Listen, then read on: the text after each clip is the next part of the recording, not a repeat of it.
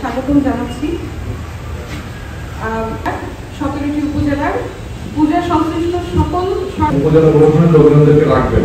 আমাদের সেনাবাহিনী সদর উপজেলা পর্যায়েও আমরা একটা সমন্বয় মিটিং, সকলেই ওই মিটিংয়ে উপস্থিত ছিলেন। আমি মিটিংয়ে সম্পন্ন করতে পারবো ইনশাআল্লাহ।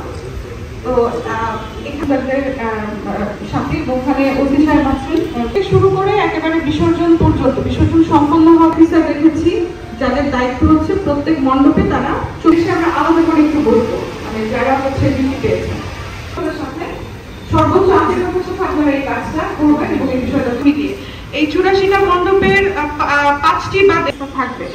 আমরা যদি 24 ঘন্টা আপনাদের এই কার্যক্রমগুলো মূলত নিরাপত্তার খাতিরেই তো আমরা কাজটা করছি এবং 24 ঘন্টা কেউ ওখানে তাকিয়েও থাকে না। জিনিসটা জাস্ট হচ্ছে মানে ফুটেজটা আমাদের দরকার, আমাদের মেমোরি কার্ড সহ এই ফুটেজগুলো সংরক্ষিত থাকে।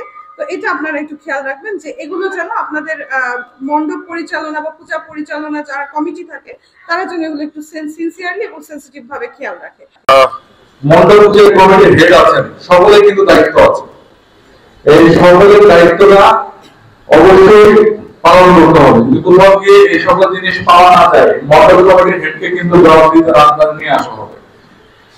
যেগুলো সিসিটিভি ক্যামেরার কথা বলা হয়েছে, নাগরিকের কথা বলা হয়েছে, এর সাথে আমরা জিনিস বলি সেটা হচ্ছে যে ফায়ার এক্সটিংগুইশার বা আগুন নির্বাপক যন্ত্র বা এটার যে ব্যবস্থাগুলো থাকার কথা ছিল প্রতিটা জায়গায় এই ফায়ার এক্সটিংগুইশার ব্যবস্থা থাকতে হবে।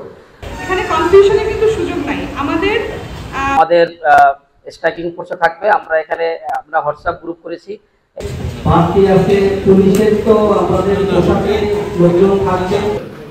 কোনো চাঁদামালা কোনো ইচ্ছা করলে যেটা ভাইয়া চলে কিছু করার না, এরভাবে একটা পার্সন আছে।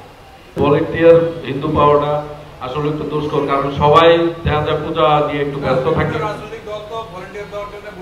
আর আমাদের কাছে সবগুলা